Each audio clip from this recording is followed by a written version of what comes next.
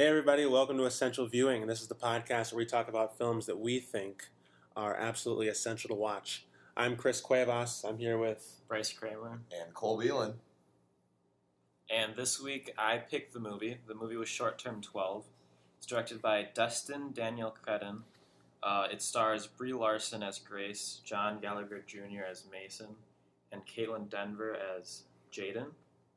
It's an indie drama about this girl Grace that works in a foster home for at-risk children. And when was the release date on that, Bryce? Like last 2014? 2013. Oh, years old. All right. Well, I think we can start out with kind of brief synopsis. We'll delve into there. Bryce, Chris, why don't you start?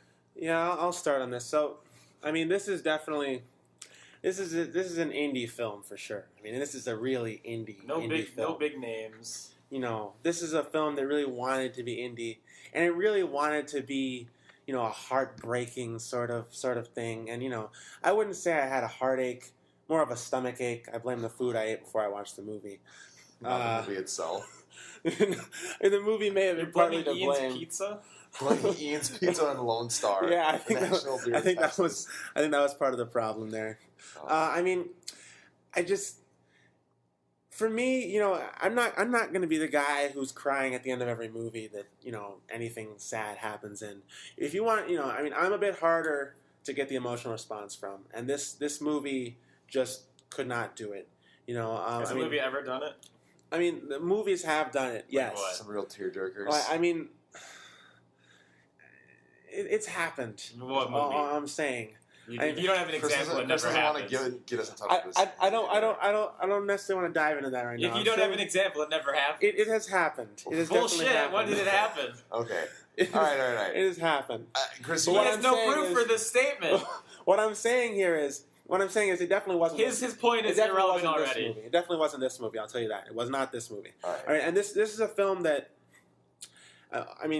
I'll get more into why it lacked that emotional impact later, but it did not have the emotional impact with me that it was clearly aiming for. Bryce, you want to counter? I'll let you go first. Okay. Well, I feel like Bryce is going into this thinking that I am on the same level with Chris and absolutely not having that emotional response. I did not have an emotional response, I think, similar to what Bryce had. I have cried at the end of movies before, and I can give evidence of this. Big Hero 6, which I watched with Bryce. Very good. I also teared up a little bit at the end of True Detective Season 1. That's another story, though. But when, Chris, you said that this is an indie movie, and the entire time I was watching it, if Bryce would direct a movie, Bryce would have directed this fucking movie. So indie. Because it's so too indie. It's all What's characters. Wrong with indie? No, nothing's wrong with it. I'm it's just saying not this is Bryce, the movie. It's not that there's something wrong with indie. It's just that this movie is it can't just be indie. It has to be this is an indie movie. All these shaky cam shots, all this acoustic guitar playing over the dialogue, and it just I didn't have a problem with that. I just every time the acoustic guitar. That's why I thought kind of adds to the acoustic guitar is like a big ham fist just being shoved up your mouth. Would you have preferred heavy metal? Saying cry right now. Kid stabs his wrist. Cry right now. Cry right this second. Would you have preferred Start that, Chris? Crying. It's like cue acoustic guitar, just cry. But it's not just the guitar; it's the acting and the dialogue. Let me say right away. And Brie Larson's incredible acting. Right away. This movie didn't have a plot. This film did not have a plot. What this film had was a bunch of film school practice scenes where the teacher says, all right, write a scene that will make the audience feel sad. Write a scene that will make the audience feel nervous. Write a scene that will make the audience feel happy. You glue a bunch of those together and you call it a movie. When people are making other movies, they'll be like, all right, let's just make a fucking random scene. We'll see what this scene does. All right, let's go. Next scene. Yeah. Is that how people write movies? See, I think people write movies with an intent for what to do in each scene. I think that there needs to be a mind. There needs to be a mind for the overarching point, the overarching plot. This movie. I mean, it had a plot about the main character of Grace. It was about her with the day in the life her thing. Backstory. But in this movie, you literally have happy scene, sad scene, happy scene. I mean, they literally went from the party to the girl running off to propose. He proposed to marry Grace, and then the next scene you've got someone cutting themselves, and then one scene he's rapping, and the next scene he's slit his throat. And it's like you're trying to take me on an emotional roller coaster. Use the wrist cutting twice. They only happen once. Okay, well, that's impossible. You've got happy, sad scenes just layered back to back. You're trying to take me on an emotional roller coaster, and I'm completely not going for it. Okay. Have you ever gone for it? Apparently you haven't. See, this is the thing. This movie was depressing as hell. It's very depressing. It was I agree. extremely depressing. And I'm not going to say that it's a bad movie. I don't think this film was bad. There were great performances from all the actors. The plot line, Chris is saying there wasn't a plot. It wasn't a cohesive, there wasn't like an end goal. It kind of just told the story about this group of characters focusing on Brie Larson's character of Grace and kind of following her as she has to deal with these different aspects of not only her life, but her friend's life, her boyfriend's life. Her boyfriend's kind of a bitch. And it kind of like went from there. And there were a lot of scenes where you're just sitting and like, I was sitting myself like, oh my God, this is like, it's just depressing. And part of me is when I watch a film, I want to experience something that I can't experience in like real life. And although I hope I never do work at a foster care facility, that like there were so many like real things that were going on that like some of the things that I've had to experience in my life with like family issues or like other like weird relationship situations. And there's like a part of me, I got turned off a little bit from that because I had to like deal with like things that were so real and like having to relate with that. And although I didn't personally like that, I have to applaud the film for being able to convey those emotions. I think that shows that the film succeeded. Sure, this film was okay. Sure, there were some depressing moments in this film, but I think that this film they were apprehensive about going all the way. Why do we need to bookend every depressing moment with birthday parties and marriage proposals? Why can't we just get a full slog? Exactly, why can't we just if you want to make a depressing movie, why can't we make a depressing movie? Why are you afraid of making the audience too sad? Why are you afraid of making the audience too sad? I was sad the entire time. Why are you putting in all this artificial up and down and up and down? Real life is up and down. But real life is not down, then up, then down, then up again, because if we get down twice, we might bum out the audience too much. Why can't we have a natural progression of a story? Why does Grace have to have some connection with every character? All right. Oh, look, I also cut myself. She doesn't have a connection. No, but I'm saying, why she just when all the kids in the foster home are telling her problem, she just whips out her magical connection. My dad was in jail too. Oh, I cut myself too. I can bond with every character because we've both experienced the exact same things. Now let's cry together. She didn't bond with the character that lost his dolls. She was not even involved in that at all. She didn't bond with the character that lost his dolls. Okay, fine. She didn't bond with the character that lost his dolls. It wasn't every single character. The main character was being used as this plot device. This really. So there was a plot. No, but it was a really, it was just a really just forced plot device where this parallel. The main character is going through the same struggles as the kids in the foster home is. This is like really forced, completely artificial. One thing I realized is that the character of Jaden, who was like the 13-year-old girl that was recently added to the foster care facility in Grace, they were 13. She looked, I don't know, 13, 14, whatever age she was. They were literally the exact same character. Not only did Jaden, she had these issues with her father. Grace had issues with her father. Issues that got really, really heavy later on. And there's a reveal scene at one point where you realize that Grace's dad raped her and got her pregnant. And you're just like, holy shit, this is way too heavy. Like, why? Like, this sucks. Anyway, their characters are trying to look out for Jaden in the form of Grace, trying to look out, and tell her what's best for her. Grace also has characters that are looking out for her, mainly her boyfriend Mason, who wants her to, keeps offering her all this help and keeps doing all these things for her, tells her how much he loves her. She does way too much, and she constantly keeps shoving him off and pushing him aside. And Jaden does the same thing to Grace. There's such a direct parallel between the two characters, and it's it's nice that there's that parallel there, but it's almost too staunch. It's too apparent, and that there could have been some. It's a basic screenwriting 101 plot technique pulled straight out of the textbook. That's what it is. It's not creative in any way. What textbook are you reading?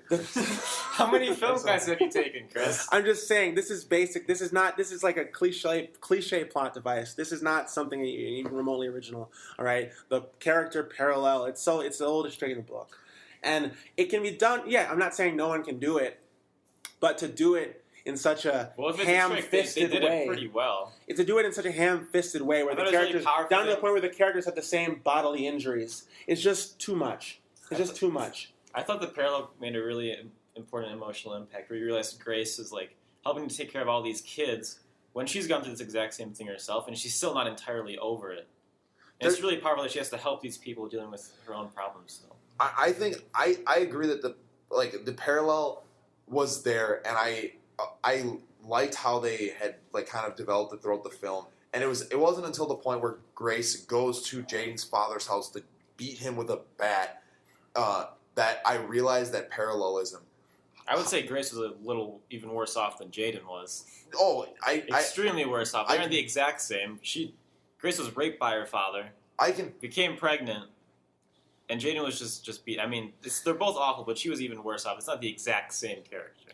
I can agree with that, Bryce. The big thing for me though was how these characters. This is a kind of a personal reflection that I have. But these characters, these girls, and the fact that they're women has no way in this whatsoever, because there are guys that will do this as well. But people want to help them, and they constantly put them off, and they constantly say no, I'm fine. I need to handle this myself. Or when Mason is talking to Grace about why his proposal to her and her being pregnant and saying what's wrong, I want to help you. It's a really real life, realistic situation. It's a real life thing, but it's so shitty. Coming from someone that's had to deal with that before, when you try to offer help to people and then they reject you and they say no, I can handle this myself, and then they're just complete assholes about it. This is my own personal opinion, but that was just really off-putting to me, because that's something that that other people experience in their life, and it's really shitty. And the film really connected to me in that way, but the outcome was negative. So I appreciate the film for what it did. I appreciate how it kind of reflects real life, but it's not something I enjoyed experiencing. I still think it's a good movie. It was put together very well, despite some cliches that Chris may have thought were in it. I mean, there's definitely some cliches. You're not gonna have. It's hard to have any movie without. If you're listening to this right now, and I think Cole made a really good. If you're listening to this right now, then you're thinking what you're thinking is connected with an emotion, which it did for me as well. If you're listening to this right now, what you're thinking is that Cole and Bryce are emotional people, and Chris is just this sort of dry shell who's unable to sort of feel anything. Kind of. Right? But what you have to understand about me is that if you want to get an emotional reaction out of me for a movie, do not take a bunch of cardboard cutouts, which are the characters in this movie, glue some emotions and mental problems to them, and then have them go into a room and bounce off of each other. Tell me something about the world. You know what I mean? Tell me something about the world. Tell me something about society. Tell me something about how people can be crushed by forces outside of themselves.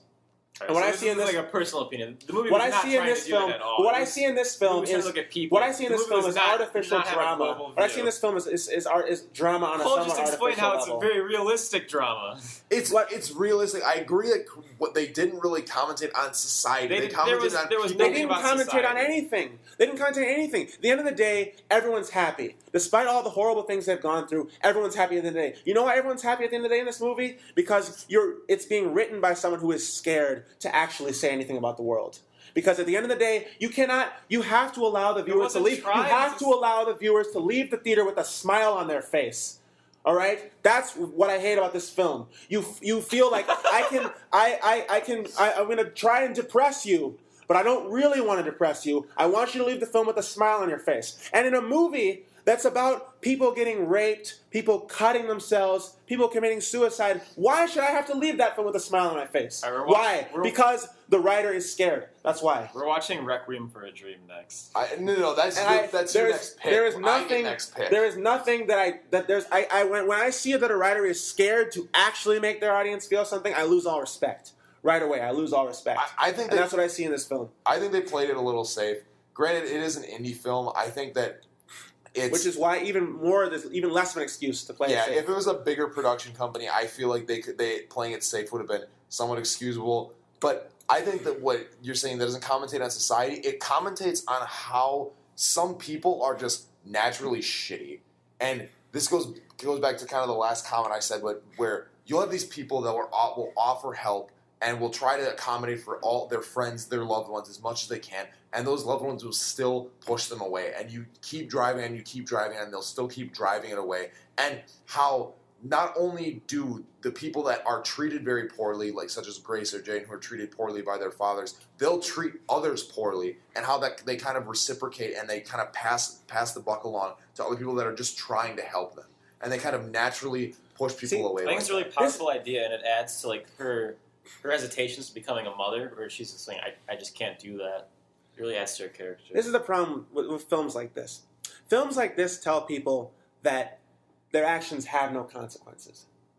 Because everyone goes around and people think films like this tell people that melodrama. You think Grace's father's actions films have like consequences? This tell people that melodrama is a natural part of living an interesting life, right? When melodrama is not good for you as a person. Melodrama is bad for you. I completely agree with you, Chris. And this film tells people that melodrama makes your life more interesting. And at the end of the day, make stupid decisions.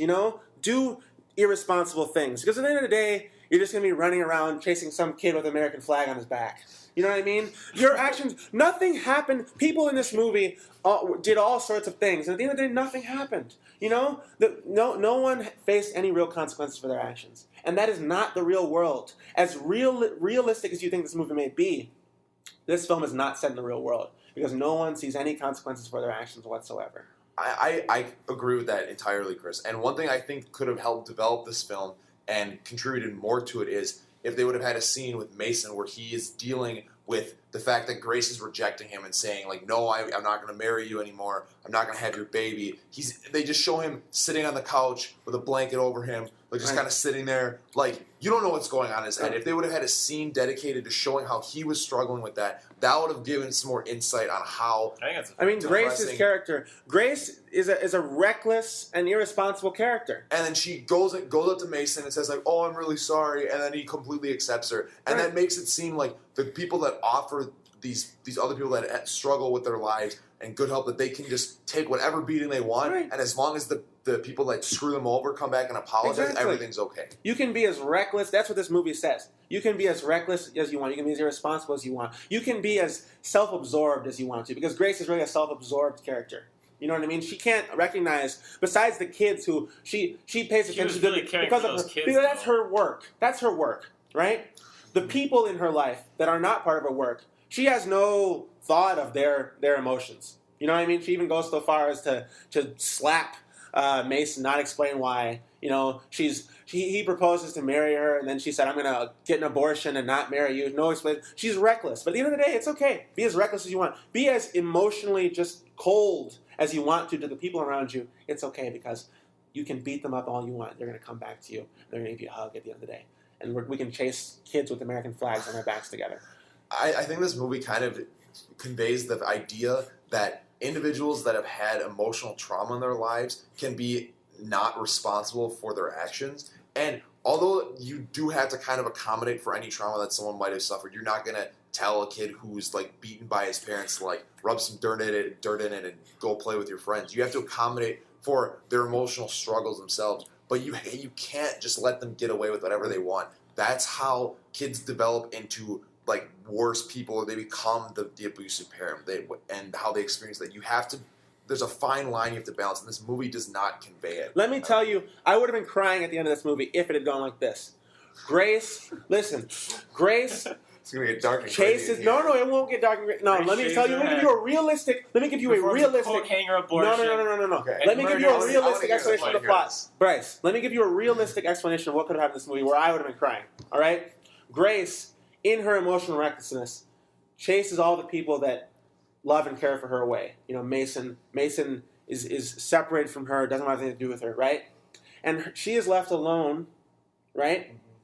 And to deal with all her problems. And if she could have just gotten across the message that she's not being rude and mean because she's a mean person, but just because she has these problems she's trying to sort out, then those people would have come back to her. But because she wasn't able to communicate that effectively, she's left alone. Because of the breach in communication. So you wanted the movie to end on a much more somber note than it kind of did, and then there was the flag chasing scene. Right. And I mean, if we tell a story of people who have problems, who are misunderstood, and who are unable to communicate their inner struggles to the people around them, and therefore chase the people around them away from them, when really they love the people around them, but are just trying to deal with these problems at the same time, then you will have me in tears at the end of this movie. When you say you just treat whoever around you however you want, and then they come back to you for no real reason, that I'm like, this is Disneyland, you know? This is Disneyland. I feel like Chris's alternative ending, which you should definitely direct at some point, it would be much more informative, and it would be real. It'd be very real. I don't think it would perform well with audiences. If some people would be like, "Oh, the short-term 12, like I want to go see it," and they walk out of the theater, well, they have their faces in tears. Let's talk They're about not audiences. happy. Audiences are too fragile. The 21st century audience is emotionally fragile. Everyone listening to this podcast is fragile. Yeah, you people. You people don't know what the fuck you're doing when you're watching You people movies. who go watch Marvel movies every summer. You're too fragile. Oh, There goes You're too half our fragile. fucking listeners. You're too All six of fragile. Okay? You can't take anything. All right? You can't even handle a movie that makes you where you have to leave being sad. You have to be happy at the end of the movie. Well, you know what? Not everyone's lives turn out with a happy ending. Some people They are just don't. sad forever. All right? But that fact about that real fact about the real world is too much for you to handle. So we get movies like this where the writer is scared to tell you what the real world is like. Because then it won't work well with you're audiences. gonna love Requiem for a Dream. I don't think accusing the 15 audience members that we may have is fair in saying that they're all fragile and they all watch Marvel movies. Not you guys that are actually listening to this movie. Just general. General moviegoers. You guys are great. Anyway, This will be the last episode of Essential Viewing. all two Thanks of for them. tuning in. No. The We're big sorry we pissed you off. the big thing is I think we need to kind of preach that you need to walk into films, and if it's like a movie like Commando, or one thing that I think we'd like to put on our list eventually, Robo Shark, something like that, where you can just kind of watch it and make some popcorn, you sit and you watch it, you enjoy it, there's some laughs, you don't analyze it for what it's worth. Movies like this, and most of the movies I feel that we'll have, that we watch on this podcast, you need to kind of examine them, you need to process them and think about them. And even though this film may have conveyed a message that was unrealistic, at least in my mind and Chris's mind, if you analyze it and make those connections and realize what went wrong in the film or what was not realistic in the film, you can still come out of it as a better person. You can inform yourself. You can realize the disconnections that were in the film and make those connections outside by yourself and ultimately walk away as a better person. And although I always feel better about a film, like last week with A Most Violent Year, we watched it. I didn't like it as much going in, but after some analysis, after our podcast, I feel like I enjoyed the film more. In this case, I don't feel like I enjoyed the film more or less than I did immediately after I watched it, but I feel like I'm more informed and I've gained some high understanding, especially after our discussion. I think that's one thing that we really want to preach on that. I was not very enthusiastic about this film in the first place. I'm pretty much the same now. If I had to say some positive things about the film, there's some cheesy ass dialogue at some points. Yeah, okay, the performances were good. I would say especially Brie Larson's was like... Yeah. Yeah, I thought the she was kid, emotional, very good acting. Marcus. Was it Marcus? Marcus was He very was good. He gave a very good His- performance there. His scene where he's rapping with Mason, that was the most tense. That was like incredible. stunning. Like I watched that and like you listening to this character speak about his life. I think Marcus was definitely You can't take your eyes off of that scene. like that was amazing. I will say that was great. You had the two characters like kind of connecting, and afterwards Mason's like, I don't know what to say, and that was That's like, kind of how I felt as well. exactly. And with the character of Marcus, this kind of goes back to what you're saying about how like Marcus goes to the hospital and he gets like because he cuts his wrist open and he is like writing these rap lyrics to kind of symbolize what he has had to deal with in his abusive childhood. And so, but then at the end of the movie, you find out like, oh, he goes on this date with this girl he hit on at the foster home, and he's getting a job, and everything's looking up for him. And I feel that Not realistic. I agree with you guys about the ending. Like it was very optimistic, and it's not always like that. It's kind of against like what the movie was showing, honestly. Yeah, I feel like if they would have actually, instead of the characters like telling the story without Marcus being there, if they would have actually been at the coffee shop and you could have seen him and you could have been like, yeah, I mean, I'm struggling, but like I have this job and I'm working as hard as I can, and like kind of show that it's kind of a neutral ending, not like he's doing great. He's a millionaire now. I just saw Marcus in his Ferrari. Yeah. You know what I mean? Like that's basically what the ending is. He's got two babes on each side of him in his Ferrari, like cruising. You know what I mean? So I would say like this had some really great performances. I'd say some amazing emotion, but like the ending, I would agree with you guys. Now that we've talked about it, it's a little one-sided, a little too optimistic. So if you had to give it a rating out of 10, what'd you say? I'd give it a 7 out of 10. Okay, cool. Well, I'm going to do a double 10 out of 10 scale like I did last week. The first scale will be on a level of depression. I'd probably say like a 9 out of 10. I would agree with Ultra depressed, like during this movie. Like a 10 being like 1929 black market stock or Black Tuesday, I think. Stock market crash, depression. What are you talking about? I don't know. The Great Depression. That's 10 out of 10. And for like overall quality of the film, I'd on a standpoint of the characters and the way they conveyed emotions, whether or not those emotions were realistic or not, and the performances, I'd give it an 8 out of 10. I enjoyed how the film was put together. I didn't agree with some of the messages they convey, and I agree with Chris when he said that it was unrealistic in how it ended and how it kind of conveys personal. I would say it's realistic up until the ending, and I agree with you guys. My thoughts for a student film, 10 out of 10. 10 out of 10, absolutely amazing. Chris, I want to see you make a movie. For a student film, amazing. For a student, I'm a student, so this is way better than any film I could make, right? For a professional film, that. For a professional film, not so enthusiastic. You know, I can't. I'm not an optimist. I'm not a pessimist. I'm a realist, and I value realism more than anything else in the films that I watch. And when a film begins to look like Disneyland or Marvel to me, I can't. I get a weird feeling in my stomach. The puke starts to kind of gurgle up into my throat. That was the Lone Star. I just can't handle it. So, some great performances. Some really ham-fisted emotional moments. That's the third time I've said ham-fisted. I like it though. It's fun. I'm going to keep saying it. So overall, I'm a nice guy. You know, I have a charitable heart. 3 out of 10? So I will give this movie a 4.5 out of 10. Oh, very charitable. I appreciate that. So I think that'll conclude our discussion for this week. Next week, however, it's my pick, and I know I told you guys I wanted to watch No Country for Old Men, and I think I'm going to stick with that. I know that Bryce hasn't seen it. Chris, you've seen it before, correct? Long time ago. Okay. It's been just over a year since I've seen it last, and I've also read the book, and so I may discuss a little bit. Chris read the book as well. So we may discuss a little bit about that. I don't know how much I remember, but we'll try not to be really in-depth for the book details. And so thank you again for tuning in to this episode of Essential Sorry Viewing. if we insulted anyone. I hope you come back next week. Please do. We need a viewer base, listener base.